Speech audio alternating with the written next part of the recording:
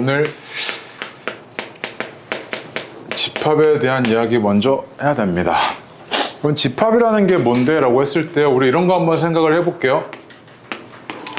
내가 너한테 이런 얘기합니다. 5 이하의 자연수라고 합시다. 5 이하의 자연수라고 하면요, 얼핏 생각을 해보니까 1, 2, 3, 4, 5네요 라고 누구나 이렇게 대답을 하시겠죠. 자연수의 정의를 알고 계시는 분들은요, 그치? 그런데 만약에 내가 5 이하의 자연수가 아니라요, 뭐 이런 얘기 합시다. 5 이하의 멋진 수, 이런 얘기 해봅시다. 당황스럽죠? 5 이하의 멋진 수? 뭡니까? 그치? 내가 이걸 딱 물어봤을 때 명확하게 이게 뭔지를 대답이 가능합니까? 불가능합니까? 불가능하죠. 물론 뭐 사람마다 취향이 있어가지고요. 쌤 저는 홀수가 좋습니다 해서 135 할 수도 있고요. 그치? 짝수가 좋아요 해서 2라고 할 수도 있고요. 그치? 뭐 그런 얘기 할 텐데 이거는 내가 명확하게 이 판단이 불가능합니다. 그치? 그래서 봐봐요. 자, 쉽게 말하면 얘는 집합이고요. 얘는 집합이 아닌데 왜 그러냐면요, 얘는요, 그 집합이라는 거는 그 대상을 명확하게 알 수 있죠. 얘네들 이 집합을 이루는 대상을 명확하게 알 수 있는 것들의 모임을 우리는 집합이라고 부르고요, 그 대상을 명확하게 알 수 없는 것들의 모임이잖아요. 얘는, 그치? 얘는 집합이 아닙니다. 아시겠죠? 자, 그 다음에 집합이라는 걸 너가 표현을 하실 때 얘가 1, 2, 3, 4, 5라고 하시면 얘는 봐봐요. 그냥 숫자의 나열이랑 다를 게 없잖아요. 그래서 우리가 집합 기호를 쓰는데 보통 집합 기호는 어떻게 쓰냐면 이렇게 중괄호를 표기합니다. 이렇게. 얘가 집합의 의미예요. 아시겠죠? 네, 그래서 이 집합 안에 1, 2, 3, 4, 5라는 애들이 모여 있고요. 그치? 이 모임을 이루고 있는 이 대상 하나하나를 우리가 뭐라고 부르냐면 원소라고 부릅니다. 아시겠죠? 원소라고 부르고요. 그럼 내가 이제 너한테 이런 얘기해요. 봐봐. 야, 요 집합이라고 하는 게 귀찮아가지고 얘를 집합 A라고 이렇게 표현할게요. 그리고 우리가 보통 집합 A 이렇게 표현할 때는 대문자 씁니다. 아시겠죠? 자, 물어볼게. 집합 A가 1을 원소로 가지고 있어? 안 가지고 있어? 가지고 있지. 집합 A가 3을 원소로 가지고 있지. 집합 A가 6을 원소로 가지고 있어? 안 있어? 안 있지. 그치? 이런 게 말이 너무 길잖아. 그래서 수학에서는 이런 걸 기호화 시키는데, 봐봐. 1이 집합 A의 뭐야?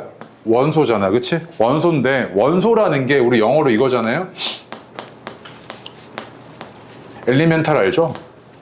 이거. 그치? 그럼 이때 2를 떼옵니다. 2를 떼와서요, 집합 A의 원소야 이렇게 얘기합니다. 오케이? 아시겠죠? 그 다음에 6은 이 집합의 원소가 아니잖아요. 그치? 이것도 말이 너무 길어서요, 6은 얘의 원소가 아니야, 틀렸어, 이 얘기야. 아시겠죠? 그래서 이렇게 기호화 시켜버립니다. 아시겠지? 자, 그래서 밑줄 좀 치고 가겠습니다. 1페이지에 밑줄요. 무언가를 분류할 때 각 모임을 이루는 대상이 무엇인지 분명하게 기준을 정해줘 혼란이 안 생기고요. 오니까 깨네요. 오케이. 일반적으로요, 그 대상을 분명히 알 수 있는 것들의 모임을 집합이라 합니다. 밑줄요.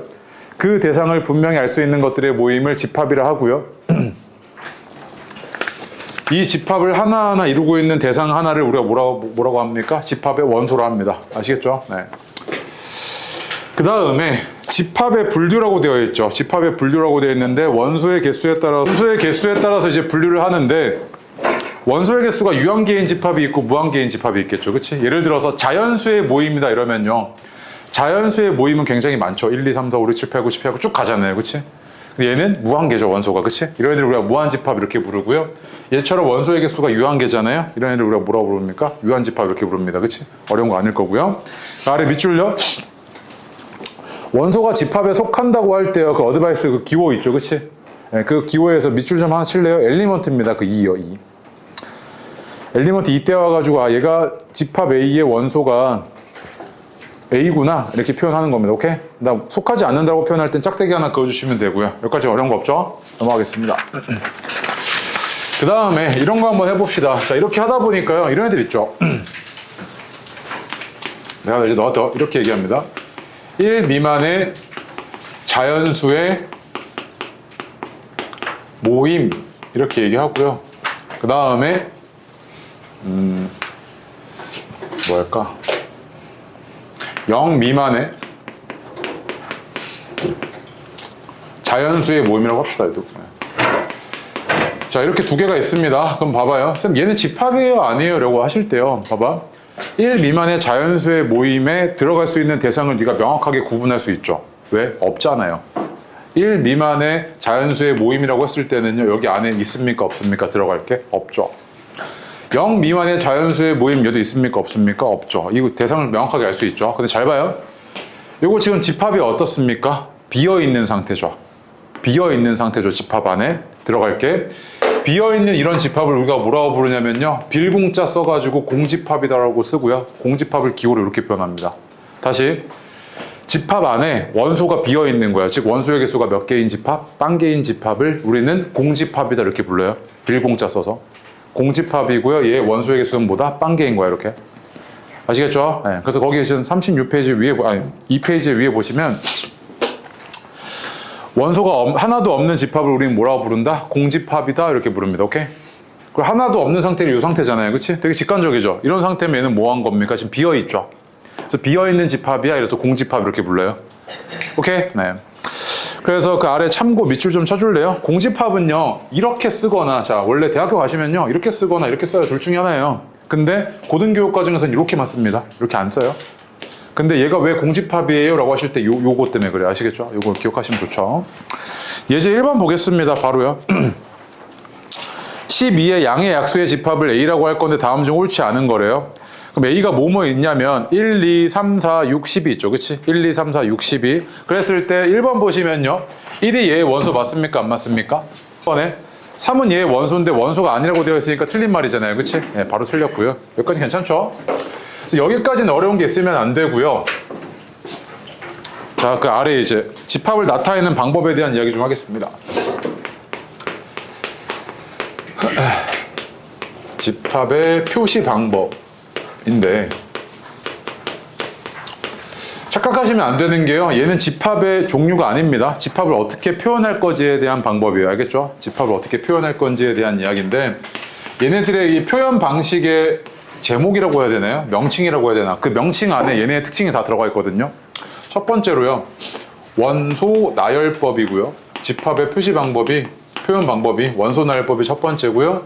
두 번째는 조건 제시법. 세 번째는 벤 다이어그램인데, 벤 다이어그램. 이 각각이 얘네들이 뭔가 역할도 있고요, 뭔가 장점도 있고 단점도 있으니까 이렇게 세 개를 각각 따로 쓰고 있겠죠. 그치? 그래서 원소 나열법이라고 하면요, 얘 되게 직관적이에요. 그냥 뭐 하신 거냐면요, 1부터 100까지의 자연수의 모임 이러면요, 나 지금 뭐 하고 있습니까? 원소를 그냥 나열하고 있죠. 이게 원소 나열법이에요. 이렇게. 이게 그냥 원소를 나열해서 표현하는 집합의 표시 방법 중 하나입니다. 표현 방법. 네. 자꾸 표시 방법이죠. 표현이라고 하죠. 표현. 오케이? 네. 그 다음에 두 번째 보시면요, 자, 봐봐. 내가 1부터 100까지 이렇게 쓰는 게 귀찮은 거야. 맞지? 귀찮아서 어떻게 해버리냐면요, 이렇게 합니다. 원소를 가지는데, 원소를 X라는 원소를 가지는데, 이 원소 X는 100 이하의 자연수야 라고 얘기하면요, 위에랑 아래랑 다를 게 있어요? 없어요? 없죠. 똑같은 건데 표현 방법만 달랐던 겁니다. 맞아요? 자, 그리고 이때요, 요 바 있죠, 바. 예. 요게 명령어로 뭐냐면 서치댓이거든요. 그러니까 뭐냐면 뒤에 있는 조건을 만족하는 애들을 원소로 가져 이 얘기입니다. 다시, 이러한 조건을 만족하는 애들을 원소로 가져 이 얘기고요. 그래서 얘는 뭐야? 얘가 조건이 제시되어 있죠. 그래서 얘를 우리가 부를 때 뭐라고 부릅니까? 조건 제시법 이렇게 불러요. 아시겠죠? 그럼 봐봐, 보자마자 좀 명확할걸요? 얘는요, 100개까지 다 쓰기가 너무 힘들잖아요. 그치? 그래서 조건 제시법은 뭐야? 이거를 그냥 한 문장으로 이렇게 표현할 수 있으니까 좀 편안하죠. 근데 또, 자, 봐봐요. 너 이거 원소의 개수 몇 개야? 100개죠. 그 다음에 4, 5, 6, 여기 안에 원소가 뭐인지 보이지? 근데 얘는 보여, 안 보여? 한 번쯤은 생각하셔야 되잖아. 그치?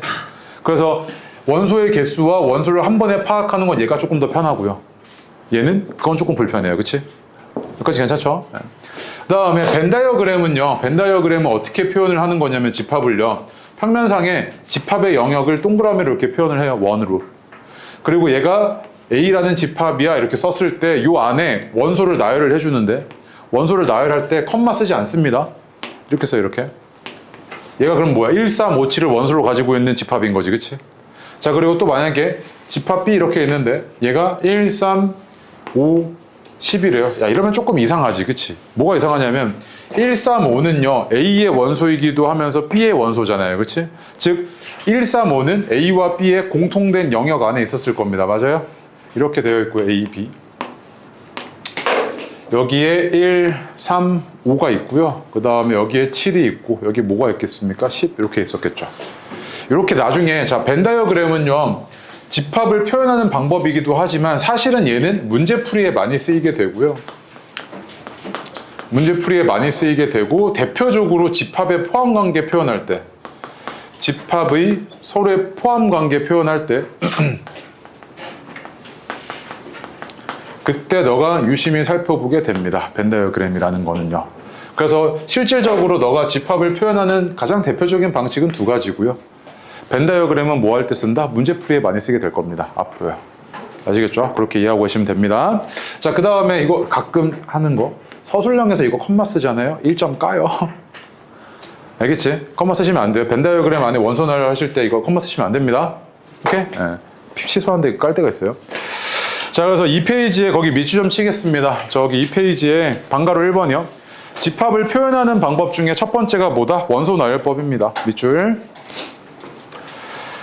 그 다음에 집합에서요 가끔 이런 애들이 있거든요. 쌤 이거 그러면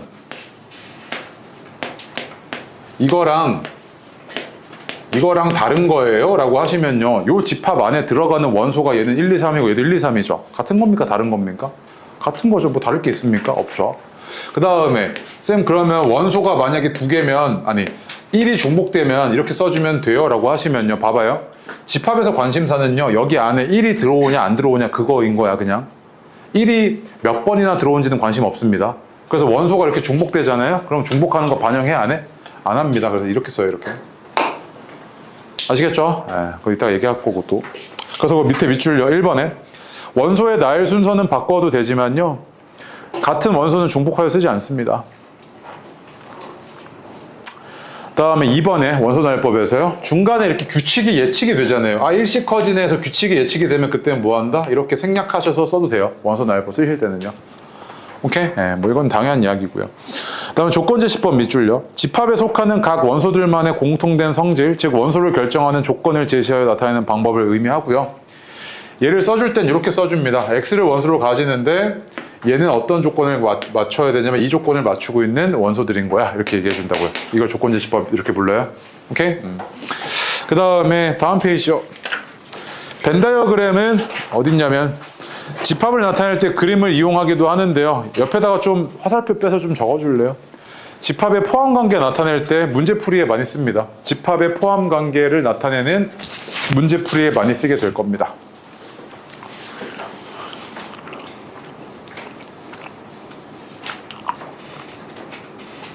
네, 됐습니다. 그래서 첫 번째 어드바이스 밑줄요. 어딨냐면 집합의 종류는 아니고요. 원소나열법이나 조건제시법은 집합을 나타내는 방법일 뿐이지 집합의 종류는 아니고요. 거기 이제 두 번째 줄 맨 마지막부터요. 원소나열법의 장점은요. 각 원소와 그 개수를 파악하기가 쉽죠. 바로 눈앞에 보이니까요. 그치? 근데 단점은 원소를 너무 많이 이제 나열하는 게 힘들잖아요. 그치? 그때가 좀 힘들고요. 반대로 조건제시법의 장점은 집합의 공통된 성질 또는 기호를 이용해서 많은 원소, 그러니까 원소가 많을 때 한 번에 표현할 수 있다는 게 장점인데 단점은 개수가 몇 개인지, 뭐가 원소인지를 파악할 때 한 번쯤은 생각을 해보셔야 됩니다, 네가. 맞죠? 정말 간단한 게 아닌 이상해야. 자, 그래서 밑에 뭐 벤 다이어그램 이거 콤마 구분하지 말라고 했던 거 그 얘기 적어 놓은 거고요. 예제 2번 해보십시오. 2번이요. 자, 봅시다. 집합 A가 이렇게 주어졌고요. 집합 B가 이렇게 주어졌는데 집합 X는요. 어떻게 표현되어 있냐면 조건제시법으로 표현되어 있네요. 봐봐. 이 말뜻이 뭐냐면 야, 나는 AB 더하기 1을 원소로 가지는데 얘는 어떤 조건을 만족하는 애들이냐면 A라는 게 뭐다? 집합 A의 원소고 B라는 게 뭐다? 집합 B의 원소야 이 얘기지. 그치? 쉽게 말하면 집합 A와 B의 원소의 곱에다가 1을 더한 값을 원소로 가져 이 얘기지. 조건을 해석을 해보니까 그럼 이제 이렇게 푸는 애가 가끔 있거든요. 봐봐요. 그것도 좀 생각이란 걸 하는 친구죠. 봐봐. A가 쌤 가능한 게 2가지고 B가 가능한 게 3가지니까 얘 2 곱하기 3에서 경우의 수 6개고 총 원소의 개수는 6개겠네요. 맞아요? 틀려요? 맞을 수도 있고 틀릴 수도 있죠. 원소가 중복되면 된다고요? 안 된다고요? 중복 반영해? 안 해? 안 하지. 한번 해볼게. 잘 봐. 얘가요. 집합 A가 이렇게 있고 집합 B가 있는데 집합 A의 원소가 1, 2고요. 집합 B의 원소는 2, 4, 6이에요. 이렇게 나 지금 표 적고 있는 거야. 이런 거 확인할 때 표 참 이거 유용합니다. 이거 이렇게 돼 있죠.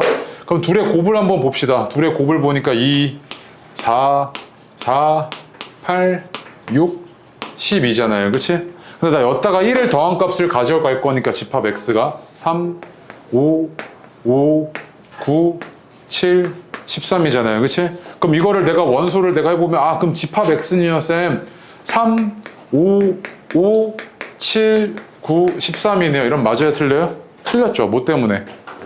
5 중복돼서 반영해주면 안 됩니다. 집합의 원소는 뭐에 관심이 있는 거냐면 걔가 여기 포함이 되는지 안 되는지 그것만 관심이 있지 몇 개가 들어가는지 관심 없다고요. 알겠어요? 네, 그래서 얘는 네가 써줄 때 어떻게 써줘야 돼? 이렇게 써줘야 되고 아까 이렇게 계산해서 6개라고 한 거면 어떻게 해야 돼? 5라는 놈이 중복되고 틀린 게 된 거지. 그치? 그래서 원소의 개수 계산하실 때 경우의 수 관점에서 빠르게 계산하시려는 분들 계시는데 이런 거 함정 있거든요. 주의하셔야 됩니다. 그래서 아시겠죠? 어쨌든 이렇게 됐으니까 가장 작은 게 3이고요. 가장 큰 게 13이지 않습니까? 둘의 합을 물어봤으니까 얼마? 16인 거죠. 그치? 괜찮죠? 네. 자, 그 다음 됐고요. 다음 페이지로 가겠습니다. 이번엔 봐봐요. 그럼 이제 너가 집합을 다루다 보면요. 집합의 원소의 개수에 관심을 가지게 되는데 그 집합 안에 원소가 몇 개나 들어있는지가 궁금한 거야. 그래서 이 집합의 원소의 개수가 또 말이 좀 길죠. 그치? 그래서 얘도 기호로 쓰는데 기호로 쓸 때 얘 말뜻이 이거거든요. 네, 영어 또 잘하시죠? 얘는 말뜻이 뭡니까? 집합 A의 숫자잖아요. 그치? 개수 이렇게 되겠죠. 그치? 뭐의 개수인데라고 하시면 원소의 개수예요. 그래서 이거를요. 우리가 떼옵니다. N이랑 A만 떼어가지고요. N, A다 이러면요. 얘는 말뜻이 뭐냐면 집합 A의 원소의 개수 이걸 의미해요. 아시겠죠? 근데 이 집합 A라는 게요. 이거 이렇게도 표현할 수 있지만 이렇게도 표현할 수 있죠. 이렇게도 표현할 수 있지 않습니까? 그럼 봐봐요. 얘는 원소의 개수가 몇 개입니까? 3개잖아. 그 얘는 얼마였겠어요? 3이죠. 맞습니까? 자, 그 다음 또 한번 해볼까? 자, 이거는 얘는 얼마입니까? 그러면 이게 뭐 아까 뭐였어요? 공집합이잖아요. 공집합은 어떤 집합? 원소의 개수가 빵개인 집합인 거지. 그치? 얘는 얼마? 0. 이렇겠죠? 그 다음에 이렇게는 표현 안 해요. 이렇게 이거 교과 과정 안 해요. 봐봐. 벤 다이어그램 1, 3, 5 얘 몇 개? 3개. 그치? 그 다음 또 낚이는 거. 너네 맨날 낚이는 거. 너무 유치한 건데.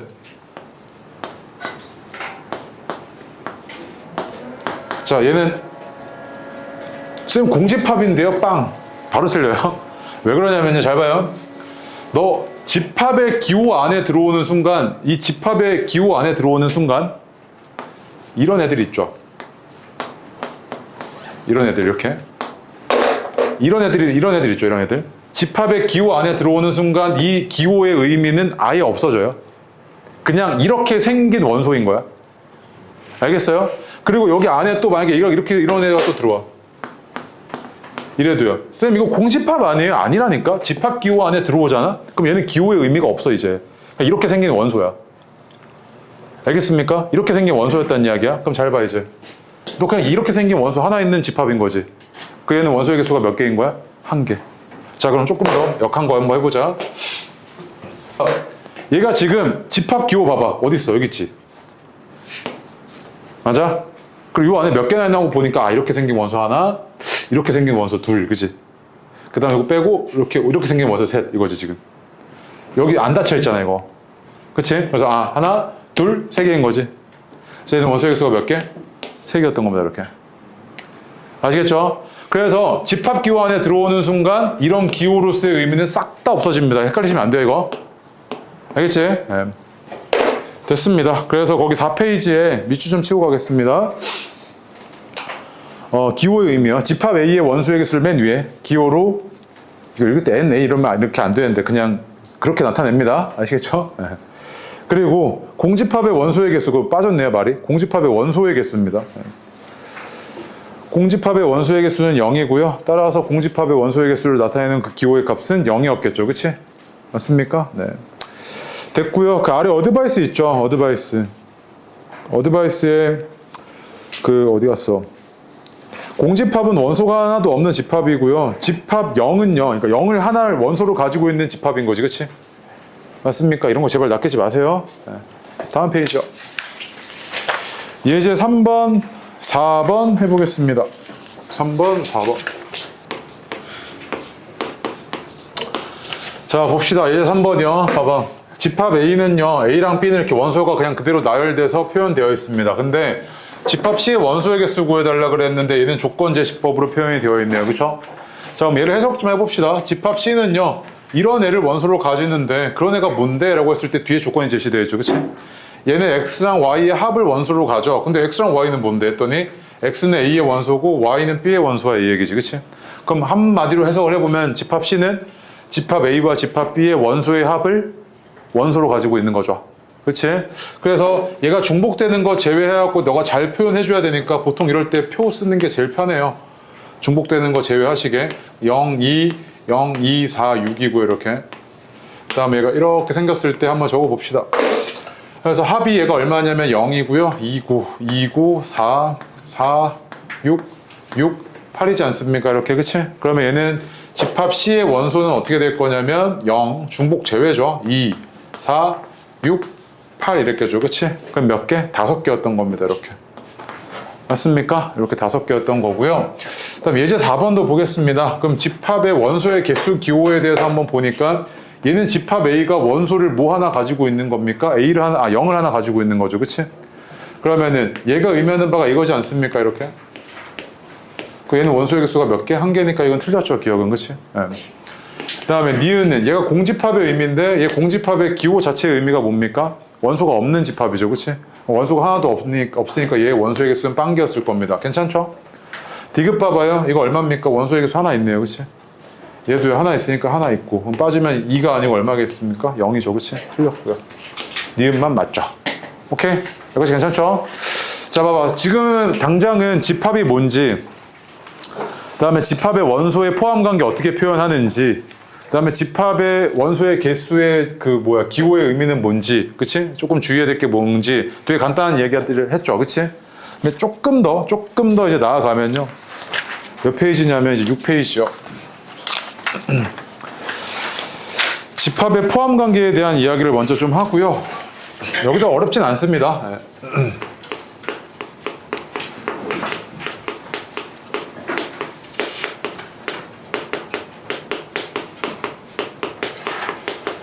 자, 봐봐요. 집합의 포함관계에 대한 이야기를 할 텐데 무슨 말이냐면 벤 다이어그램으로 한번 표현 좀 해볼게요. 자, 집합 A가 이렇게 있고요. 집합 B가 이렇게 있대요. 그랬을 때 집합 B와 집합 A가 공통으로 가지고 있는 원소는 1, 2고요. A만 가지고 있는 원소는 3이랍니다. 이렇게. 오케이? 그럼 내가 이랬을 때 너한테 이렇게 물어볼 수 있을 것 같아. 야, 집합 B가 집합 A에 속해져 있죠. 들어와 있잖아요, 지금. 집합 A의 영역 안에 누가 들어와 있습니까? 집합 B가 들어와 있잖아요. 그치?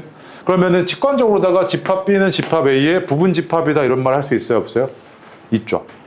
집합 B는 집합 A의 부분 집합이야. 맞아 안 맞아? 맞지. 한 부분이잖아요. 그치? 그래서 우리가 봐봐 또 하나 더. 얘가 집합 A고 집합 B야. 근데 둘이 같아. 물론 아직 같다는 정리 잘 모르시겠지만 1, 2, 3에 이렇게. 이랬을 때 집합 B가 집합 A의 부분 집합이야 이렇게 물어봤을 때 갑자기 약간 좀 이상하지? 그치? 그럼 우리가 명확한 정의가 없기 때문에 네가 지금 판단이 안 서는 건데 부분 집합의 정의는 뭐냐면요. 쉽게 말하면 이겁니다.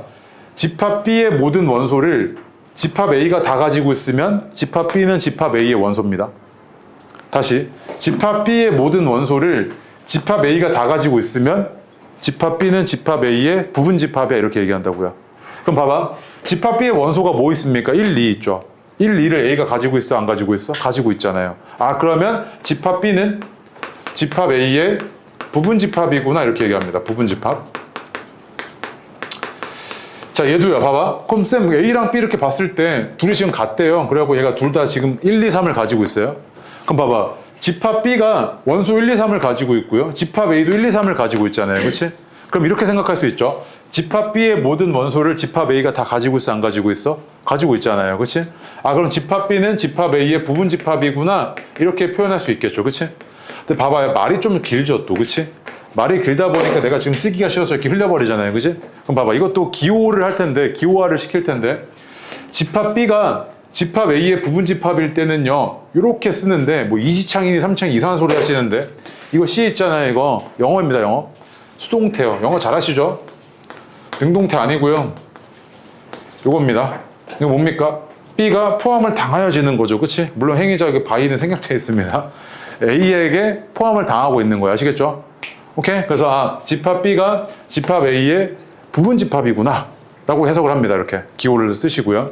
마찬가지로 얘도요. 집합 B가 집합 A의 부분집합이라고 이렇게 쓰면 되겠구나 이렇게 쓸 수 있겠죠. 그치?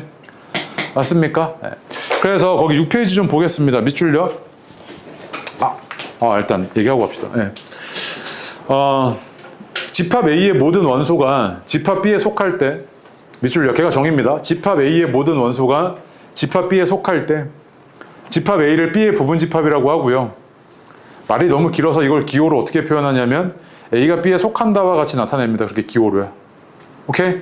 그 다음 마찬가지로요. 쌤 그러면 집합 A가 집합 B의 부분집합이 아니면요? 라고 하시면 짝대기 그시면 돼요. 틀렸어 이거예요. 아시겠죠? 네. 그래서 그 아래처럼 그렇게 표현이 되고요. 그 다음에 그 어드바이스에 부분집합에 관한 약속이라고 되어 있죠. 아주 별표입니다. 아주 별표.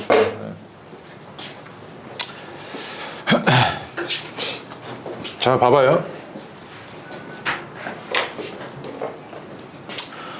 일단 첫 번째로요. 부분집합에 대해서 너가 기억을 하셔야 되는 부분이 뭐냐면 공집합과 자기 자신에 대한 이야기인데 쌤 이게 무슨 말인지 모르겠어요. 한번 일단 볼게요. 봐봐. 공집합은 이렇게 비어 있잖아요. 그치? 비어 있고요. 만약에 1, 2, 3이래요. 이렇게. 그럼 내가 이제 너한테 이렇게 물어봐. 야, 얘가 얘의 부분집합이니? 이렇게 물어봤어요. 다시요. 요 공집합이 얘의 부분집합이니? 이렇게 물어봤어요. 그럼 너 판단하셔야 되는 게 얘의 모든 원소를 얘가 가지고 있으면 부분집합인 거 맞지? 얘의 모든 원소를 얘가 다 가지고 있으면 얘가 얘의 부분집합인 거 맞잖아. 그치? 근데 쌤 얘네 원소가 없는데요서 약간 애매해 안 애매해? 애매하지. 그래서 우리 약속을 합니다. 어떻게 약속을 하냐면 공집합은요. 공집합은 모든 집합의 부분집합입니다. 모든 집합. 약속을 한다고요. 공집합은 모든 집합의 부분집합이 아시겠죠? 오케이? 자, 그 다음에 이번에 또 애매한 거 이런 거.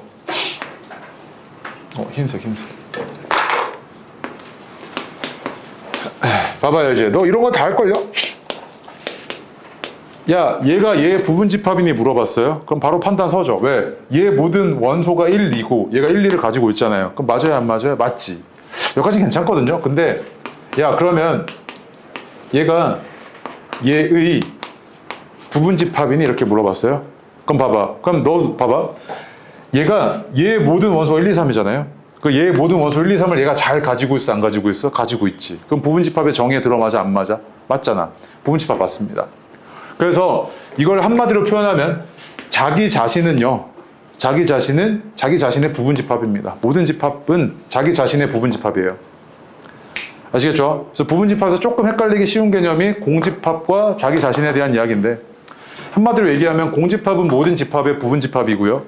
그 다음에 모든 집합은 자기 자신의 부분집합입니다. 오케이? 자, 그런데 여기서요. 너가 여기서 약간 애매한 이유가 뭐냐면 부분이라는 말 때문에 그렇거든요. 부분이라는 말을 한번 생각을 해보시면 내 부분이라 그러면 나에서 뭔가는 비어 있어야 될 것 같잖아요. 맞지? 나 자신은 나의 부분이다 이런 얘기 잘 안 하잖아요. 우리 일상적으로 국어 쓸 때는요. 그러다 보니까 헷갈리는 건데 수학에서 그럼 이런 걸 구분하기 위해서 어떻게 쓰냐면요. 진부분집합 이런 얘기를 해요. 진부분집합이란 이야기는 뭐냐면 진짜 부분집합이란 이야기고요. 얘네들의 부분집합 중에서 자기 자신을 뺀 개념입니다. 오케이? 다시 진부분집합이라는 건 뭐냐면 얘네들의 부분집합 중에서 얘네들의 부분집합이 뭐 이런 거 있을 거 아니야. 이런 거. 얘 부분집합이지, 그치? 근데 얘네들 중에서 자기 자신을 뺀 개념을 진짜 부분집합해서 진부분집합 이렇게 부릅니다. 오케이? 그래서 이거 뒤에 다시 또 얘기할 겁니다. 그래서 6페이지에 어디 있냐면 부분집합에 관한 약속 있죠? 옆에다 좀 적어주세요. 모든 집합은 자기 자신의 부분집합이다라고 했을 때 A랑 A 적고요. 그 부분집합 기호 하나 적으십시오. 아까 이거. 어디 갔어? 이거. 이거 적으시고요. 그 다음 위에도 공집합은 모든 집합의 부분집합으로 정합니다. 약속한다고요. 자, 예제 1번 보겠습니다. 예제 1번이요. 이런 거 이제 많이 낚이셔가지고요. 다시 한번 얘기하겠습니다. 봐봐. 집합의 기호 안에 들어와 버리는 순간 이런 애들은 뭐다? 기호로서의 의미를 잃습니다. 그래서 얘는 집합 A는 지금 원소가 몇 개 있는 거냐면 1개, 2개, 3개, 4개 있던 거죠. 이렇게. 맞습니까? 자, 그럼 1번 보겠습니다. 너한테 물어보는 걸 보셔야 돼요. 야, 이렇게 생긴 애를 원소로 가지고 있니? 이거지. 기호의 의미가. 이렇게 생긴 애를 원소로 가지고 있니? 물어봤는데 있어요? 없어요? 있잖아요. 맞습니다. 그치? 맞아요? 자, 2번 봐봐요. 얘는 기호의 의미가 뭐냐면, 야, 이렇게 생긴 애를 부분집합으로 가지고 있니를 물어봤잖아요. 그럼 얘가 물어보는 건 뭐냐면, 얘의 모든 원소인 1과 2를 다 원소로 가지고 있니를 물어보는 거지. 그럼 1이랑 2 있어? 없어? 있잖아. 그럼 맞는 거지, 얘도. 이런 거 낚이면 안 돼, 이거. 이거 낚였고 틀리면 거 생각이라는 걸 안 하는 친구야, 이거. 처음엔 괜찮아? 네. 3번 봐봐, 3번. 집합 A가 1을 원소로 가지고 있니? 맞잖아. 이건 너무 당연한 거고, 그치? 4번 봐봐. 야, 얘를 부분집합으로 가지고 있니를 물어보는 건 얘네들의 모든 원소인 얘와 얘를 원소로 가지고 있니를 물어보는 거잖아. 그치? 그러면 있어 없어? 있지 얘. 그 다음 이 있어 없어? 있잖아. 그게 맞지? 5번 봐봐. 얘가 얘의 부분집합이니를 묻는 거는 이렇게 생긴 원소와 이렇게 생긴 원소를 가지고 있니 이거잖아. 집합 A가. 그치? 근데 얘는 있는데 얘는 있어 없어? 없지. 5번이 틀렸네. 이런 거 아끼면 안 돼? 오케이. 그 다음에 예제 2번 보시면 얘도 마찬가지. 이렇게 집합의 기호 안에 들어와 버리는 순간 이런 애들은 뭐다? 기호로서의 의미는 싹 다 잃어버려. 그냥 이렇게 생긴 원소들인 거야. 오케이?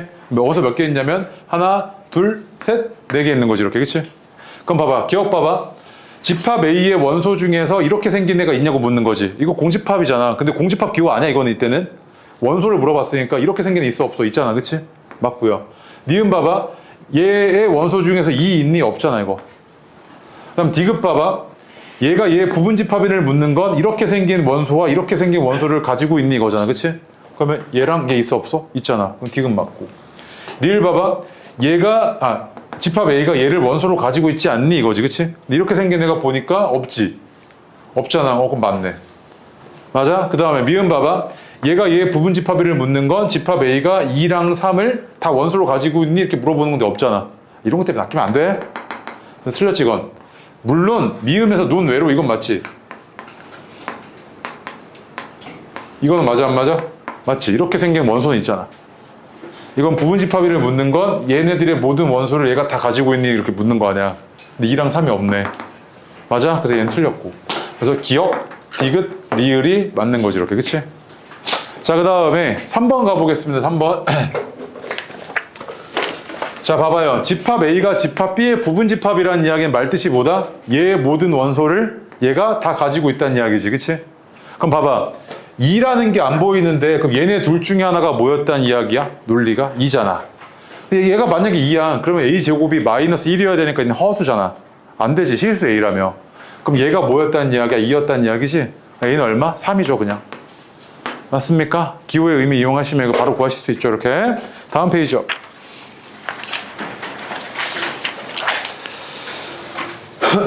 자, 근데 봐봐요. 그러면 이제 두 집합이 여기 지울게요. 우리가 행렬이라는 새로운 기호를 배우고 그 다음에 어떤 개념을 배웠을 때 그 다음 했던 게 뭐냐면 두 행렬이 같다는 게 어떤 의미일까? 요거에 대해서 탐구해봤고요. 집합도 마찬가지겠죠. 두 집합이 같을 조건이라고 해보면요. 두 집합이 같을 조건이라고 해보면 이걸 우리가 그냥 맨날 수학적으로 얘기하는 게 상등 조건 이렇게 하는데요. 서로 같을 조건 이겁니다. 그러면 두 집합이 같다는 거를 내가 벤 다이어그램으로 한번 빠르게 표현해 볼게요. 자, 벤 다이어그램 이렇게 있죠. 근데 집합 A도 그렇고 집합 B도 둘이 같대요. 이렇게. 이런 상황인 거지. 이렇게. 영역이 똑같았겠죠. 그치? 자, 그럼 봐봐요. 내가 이렇게 봤을 때 이거 원소가 뭐 1, 2, 3 있다고 할게 이렇게. 이렇게 봤을 때 같다는 게 뭘 의미하지 하고 보니까 집합 A가 집합 B의 부분집합인 거 맞아 안 맞아?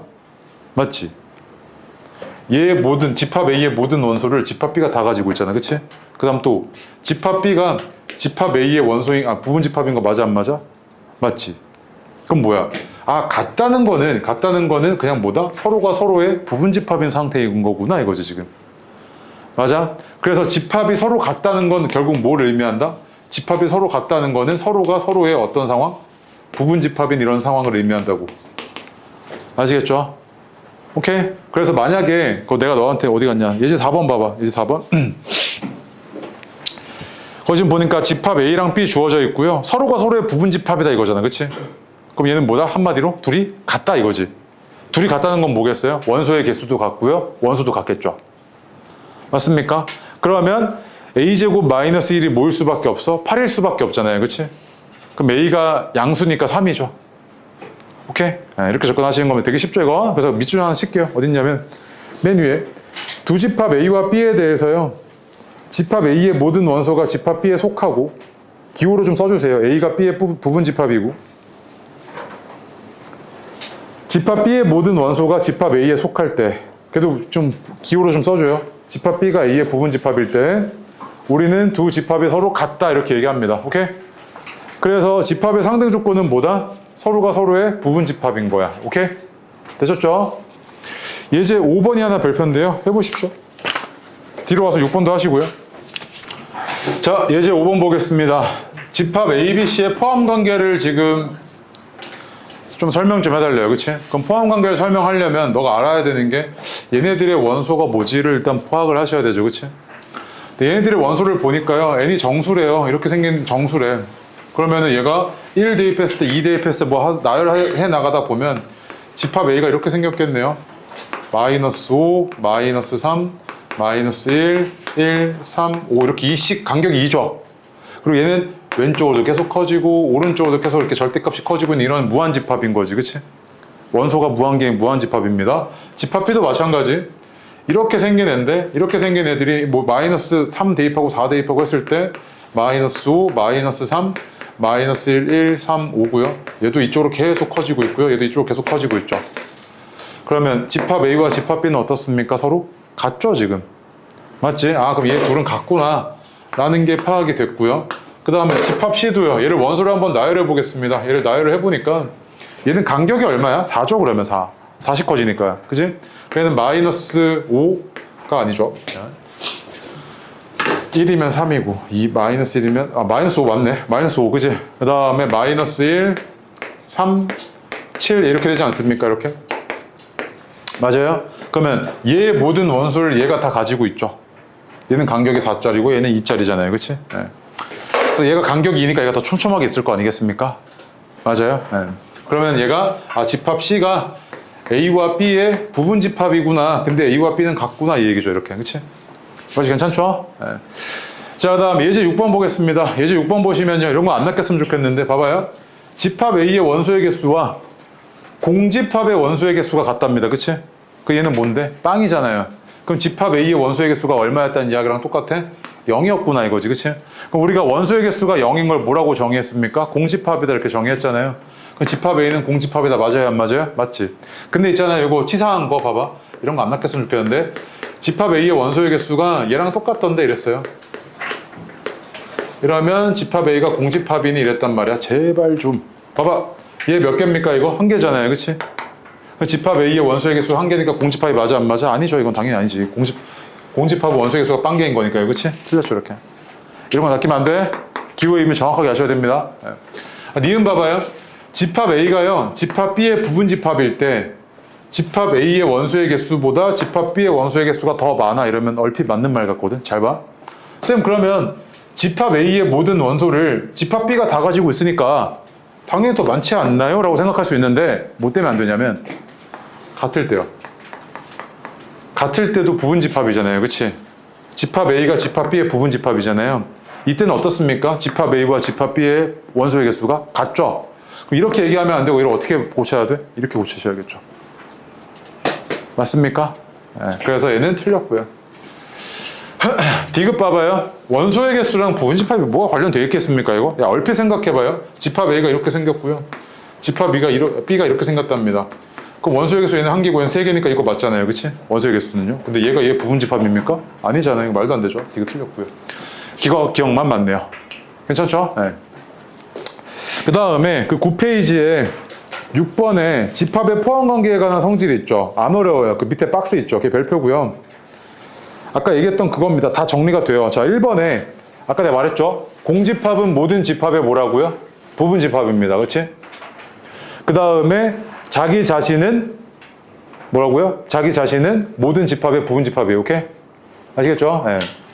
그 다음 2번 보시면요. A가 B의 부분 집합이고 B가 A의 부분 집합이면, 즉 서로가 서로의 부분 집합이면 뭐다? 상등입니다. 아까 얘기했던 거죠. 세 번째, A가 B의 부분 집합이고요. B가 C의 부분 집합이면 A가 C의 부분 집합이라고 되어 있잖아요. 그치? 이거 되게 현실 세계에서 되게 많이 쓰는 논리인데 이거잖아요. 고덕동 주민이면 강동 구민, 강동 구민이면 서울 시민이죠. 그치? 그러면 고덕동 주민이면 서울 시민. 맞죠? 그 논리입니다, 이거. 괜찮죠? 네. 다음 페이지 갑시다. 이제 마지막이에요, 마지막. 지울게요. 네. 그 함수도 그렇고요. 그 다음에 여기 집합도 그렇고요. 생각보다 문제 풀다 보면 경우의 수 따질 때가 되게 많거든요. 경우의 수에 관한 논리를 물어볼 때가 많은데 이제 경우의 수 하셨으니까 이제 이해하기 쉬울 겁니다.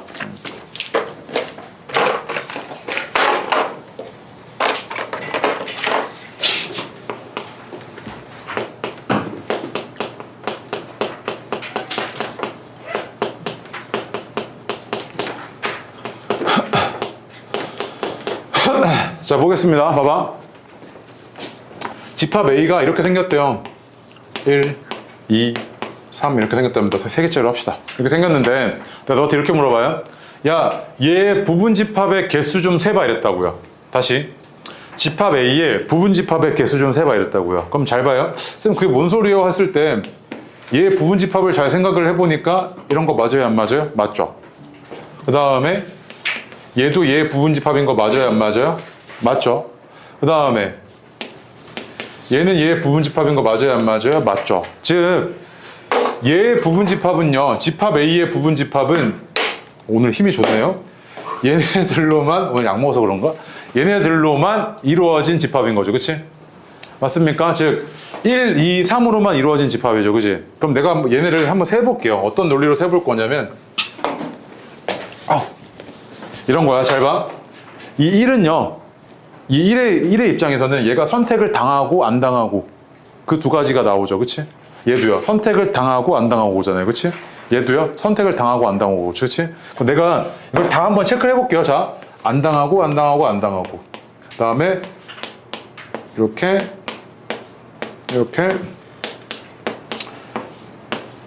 다 적어볼게. 다 있다. 이렇게 되지. 그치? 한번 봐봐요. 얘가 의미하는 바는 뭐냐면요, 1도 선택 안 해, 2도 선택 안 해, 3도 선택 안 했어요. 그럼 무슨 집합입니까? 공집합. 그렇지, 이거죠. 그치? 쌤, 공집합은 부분 집합, 맞잖아요. 공집합은 모든 집합의 부분 집합이라니까요. 맞아요. 그 다음에 얘는요, 뭐만 선택한 거야? 3만 선택한 거죠. 그럼 얘도 저놈의 부분 집합인 거 맞아요? 안 맞아요? 맞죠. 얘는요, 2만 선택한 거니까 부분 집합 맞죠. 그치? 얘는요, 1만 선택한 거니까 부분 집합 맞고요. 얘는 1, 2만 선택한 거니까 부분 집합 맞죠? 얘는요, 1, 3만 선택한 거니까 부분 집합이고요. 얘는 2, 3만 선택한 거니까 부분 집합이고요. 얘는 1, 2, 3을 다 선택한 거죠. 그치? 자기 자신은 자기의 부분 집합이라고요. 맞아요? 그래서 총 몇 개였던 거야? 8개잖아요. 야, 그러면 부분 집합을 세는 논리가 그냥 결국 뭐냐면 각각의 원소에 대해서 뭐만 고려하면 돼? 선택지 고려하면 되지. 선택 당하고 안 당하고. 맞아? 그래서 너가 굳이 이걸 다 셀 필요 없이 여기서 발생하는 선택지가 몇 가지? 2가지. 얘한테 발생하는 선택지 몇 가지? 2가지. 얘한테 발생하는 선택지 몇 가지? 2가지. 그래서 몇 가지? 2의 3승가지가 부분 집합의 개수였던 거네. 맞아요? 자, 그러면 내가 이거 일반화를 시켜보면요, 집합 A가 이렇게 원소의 개수가 n개입니다. x1, x2, x3, x4 쭉 가서 xn이래요. 이렇게. 그럼 얘 부분 집합의 개수가 몇 개에게 이랬단 말이야. 자, 첫 번째, 집합 A의 부분 집합의 개수가 몇 개에게 이렇게 물어보면요, 그냥 얘네들이 각각에 대해 선택지가 몇 가지씩 발생하는 거야? 2가지, 2가지, 2가지, 2가지, 2가지잖아. 그치? 2가지가 n번 발생하는 거니까 2의 n승이죠. 그치? 그래서 얘는 부분 집합의 개수는 2의 n승계입니다. 그치? 맞습니까? 그 다음 두 번째로요, 아까 얘기했던 거요, 진 부분 집합의 개수는 몇 개에게 이랬단 말이야? 진 부분 집합의 개수는요, 봐봐. 이 2의 n승계 안에는요, 뭐가 들어와 있습니까? 자기 자신이 들어와 있죠. 근데 진 부분 집합이라는 건 뭐라고요? 부분 집합에서 자기 자신은 제외하는 개념이라고 그랬잖아. 그치? 그 얘는 2의 n승계에서 몇 개만 빼면 되겠습니까? 자기 자신 한 개만 빼면 되겠죠. 그래서 진 부분 집합의 개수는 2의 만승 2의 n승 마이너스 1개입니다. 그치? 그 다음에 세 번째로, 자, 이런 얘기도 이제 할 수 있을 것 같아. 봐봐. 이렇게 됐을 때 내가 이제 너한테 이렇게 얘기해. 야, 얘네들 중에서 얘랑 얘는 반드시 포함하고 있는 부분 집합의 개수가 몇 개야? 이렇게 물어봤어요. x1이랑 x2는 반드시 포함하고 있는 부분 집합의 개수가 몇 개야? 이렇게 물어봤다고요. 그럼 봐봐요. 얘를 반드시 포함한다는 건 얘한테 선택지가 어떻게 됩니까? 강제되는 거죠. 선택지가 몇 가지로 강제되는 거야? 선택하는 거 한 가지. 얘도 몇 가지? 한 가지. 그럼 얘네는 경우의 수에 영향을 미쳐 안 미쳐? 안 미쳐요. 맞지? 그 얘네들 제외하고 뭐였던 거야? 2에 n승 마이너스 2가지가 나왔겠지 이렇게. 맞습니까? 그래서 이거 예시로 하나 들어주자. 앞에다가 봐봐. 숫자로 보여줄게요. 집합 A가 1, 2, 3, 4, 5래요. 6까지 할까요? 이렇게. 이랬대요. 그럼 내가 너한테 이렇게 얘기해. 야, 얘 부분 집합 중에서 1이랑 2는 반드시 선택하고 5, 6은 반드시 선택하지 않는 부분 집합의 개수가 몇 개야? 이렇게 물어봤어요. 다시. 얘 부분 집합 중에서 1이랑 2는 반드시 포함하고 있고 5랑 6은 반드시 포함하지 않고 있는 부분 집합의 개수는 몇 개야? 이렇게 물어봤다고요. 그러면 얘한테 선택지는 선택하는 거 한 가지지. 얘는 선택지가 선택하는 거 한 가지잖아요. 그치? 얘는요? 선택하지 않는 선택 한 가지지 그냥. 얘도 선택하지 않는 선택 한 가지. 그치? 그러면 온전히 선택지가 두 가지씩 발생하는 건 얘랑 얘밖에 없잖아요. 그치? 얘 2, 2잖아 이렇게. 그래서 얘는 몇 가지? 4개밖에 없었다고. 4개. 이렇게 생긴 부분 집합의 개수가요. 맞습니까?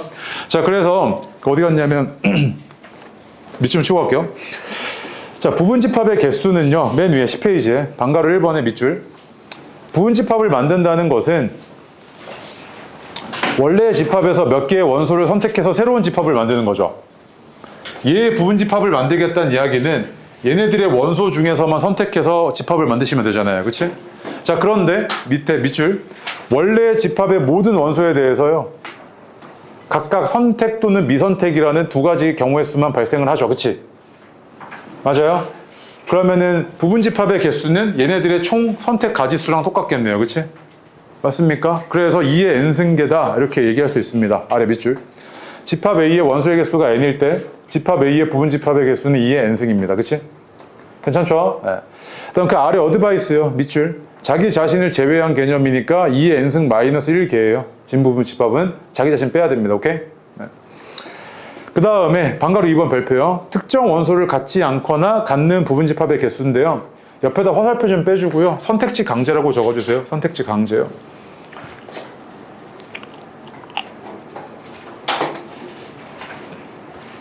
그래서 밑에 밑줄요. 결국 특정 원소를 갖지 않는 경우와 특정 원소를 갖는 경우 모두 그 원소를 제외하고 선택지가 발생하는 이런 거 두 개에 대해서만 뭐 하시면 돼요? 경우에서 살펴보시면 되죠. 그치? 포함하거나 포함하지 않는 거는 선택지가 그냥 한 가지니까 고려할 게 있어요? 없어요? 없잖아요. 그래서 얘네 제외하고 뭐만 보면 된다? 남은 거. 얘네만 봐주면 되는 거지 이렇게. 그래서 거기서 밑줄요. 집합 A의 원소의 개수가 n개일 때 A의 특정 원소 K개를 원소로 갖지 않는 부분 집합 또는 A의 특정 원소 K개를 원소로 갖는 부분 집합의 개수는 n개 중에서 K개 빼고 선택지 고려하시면 되죠. 맞습니까? 그래서 2의 n-K승이었을 겁니다. 이거는 외우는 게 아니고요. 요거 이 정도 논리 이해하실 수 있죠. 이거 이해하시면 뭐 어려울 거 하나도 없죠, 이거는. 네. 그래서 다음 페이지에 11페이지에 박스 있죠, 박스. 네. 방금 얘기했던 거 정리해 놓은 겁니다. 오케이? 네. 됐고요. 다음 페이지로 가겠습니다. 예제 7번, 8번, 9번 해보겠습니다. 다 왔어요. 이제 끝났어요. 7, 8, 9요. 밥 먹고 올 때 늦게 오지 마십시오. 앞에 10분, 5분 놓치는 거 되게 큽니다. 아예 첫 수업인데. 알겠어요? 맥을 못 춘다고요. 흐름을 못 잡아. 알겠어? 1번 보니까 집합 A의 부분 집합의 개수를 합니다. 걔는 그러면 2의 6승계죠. 그치? 그래서 64개였을 거고요. 그 다음 진 부분 집합의 개수는 자기 자신 빼야죠. 이렇게. 그래서 63개였을 거고요. 3번에 1, 2, 3은 원소를 갖지 말랍니다. 그럼 1, 2, 3은 선택지가 없으니까 4, 5, 6에 대해서만 선택을 해보시면 2의 3승계에서 8개였겠죠. 그치? 4번 보시면요. 4랑 5를 가지랍니다. 그럼 얘는 선택지가 없죠. 그럼 4, 5 제외하고 1, 2, 3, 6에 대해서만 선택지 생각하시면 2의 4승이고요. 5번 보시면 집합 A의 부분 집합 중에서 1, 2는 같고요. 그 다음에 5, 6은 갖지 말랍니다. 즉 얘네들은 선택지가 없고요. 선택지가 있는 3, 4에 대해서만 고려해 보시면 2의 제곱계에서 4개죠. 그치? 맞습니까? 네, 여기까지 괜찮고요. 8번 보겠습니다. 얘는 1부터 n까지 원소의 개수가 총 n개인데요. 이 중에서 1, 2를 제외하고 1, 2를 원소로 갖는다고 했으니까 1, 2를 제외하고 부분집합의 개수 고려해 보시면 2의 n-2승계잖아요. 그치? 자, 그런데 얘가 뭐랑 똑같다고요? 16이니까 2의 4승이지 않습니까? 그럼 n은 얼마? 6이죠, 6. 이것이 괜찮죠? 네. 그 다음 예제 9번이요. 봐봐. 얘 부분집합은 총 몇 개 있었을 거냐면 2의 4승이 있었겠죠. 그치? 총 16개 있었을 텐데 이 부분집합 중에서요. 원소를, 그러니까 홀수 원소를 최대 몇 개 가질 수 있냐면 2개 가지고 있는 애들이 있었을 거고요. 1개 가지고 있는 애들이 있었을 거고 0개 가지고 있는 애들이 있었을 거잖아요. 그치? 적어도 1개의 홀수 원소를 갖는 애들이 이건데 이거 각각을 구하느니 그냥 전체에서 뭐 하겠다? 얘 빼는 게 편하죠. 그래서 전체에서요. 홀수의 개수가 0개인 거, 즉 얘랑 얘는 선택지가 없는 거 몇 개? 2의 제곱개죠. 그치? 그래서 얘는 얼마? 12개였을 겁니다. 이렇게. 그치? 이렇게 생각할 수 있겠죠. 그치? 약간 근데 봐봐요. 얘도 그렇고요. 얘도 그렇지만 다 뭐랑 관련되어 있습니까? 경우의 수랑 관련되어 있죠. 그렇지? 그래서 너가 이번에 조금 힘들었을 겁니다. 경우의 수가요. 근데 시험 대비하잖아요. 경우의 수 관련된 문제들이 계속 나옵니다. 함수도 마찬가지예요. 함수. 그래서 경우의 수가 너무 힘들고 어려웠겠지만 계속 너를 괴롭힐 거기 때문에 뭔가 이제 하나가 헷갈린다거나 이랬을 때는 계속 그걸 조금 점검하시면서 쫓아오셔야 됩니다. 오케이? 됐죠? 네.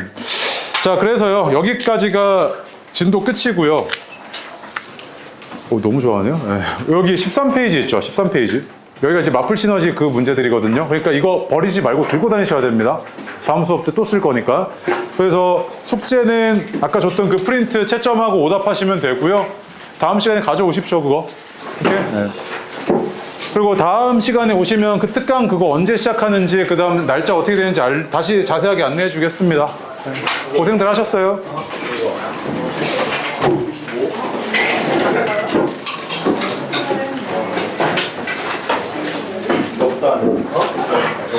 고생했어요.